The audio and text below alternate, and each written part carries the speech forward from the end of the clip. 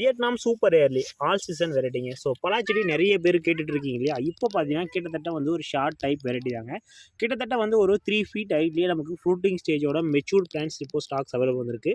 Just 500 ரூபீஸில் சூப்பரான worthable கலெக்ஷனாக இருக்கும். So mostly பார்த்தீங்கன்னா எல்லா பிளான்ட்லையுமே ஃப்ரூட்டிங் ஸ்டார்ட் ஆயிடுச்சு. பட் ஆனால் இப்போ ஃப்ரூட்டிங் விடாதீங்க. பிளான்ட் க்ரோத் ஆகட்டும், ஒரு 1.5 2 இயர்ஸ்க்கு அப்புறம் ஃப்ரூட்டிங் விடுங்க. இது ஏன் அப்படின்னா, ஸோ நமக்கு மெச்சூர்ட் பிளான்ட்ஸாக கிடைக்கும். அது மட்டும் இல்லாத பார்த்தீங்கன்னா all season variety Vietnam variety இல்லையா? ஸோ அதனால நமக்கு வந்து ஒரு 3 மந்த்ஸ் ஒன்ஸ் நமக்கு கண்டிப்பாக ஃப்ரூட்டிங் வந்துட்டே தான் இருக்கும். நீங்கள் ஒரு 2 இயர்ஸ் வரைக்கும் ஃப்ரூட்டிங் விடாமல் அதுக்கப்புறம் பார்த்தீங்கன்னா நீங்கள் ஃப்ரூட்டிங் விட்டீங்க அப்படின்னா ஃப்ரூட்டோட சைஸ் நல்லாவே இருக்கும். செடி நல்ல குவாலிட்டியாக வளர்ந்துருக்கும் இல்லையா?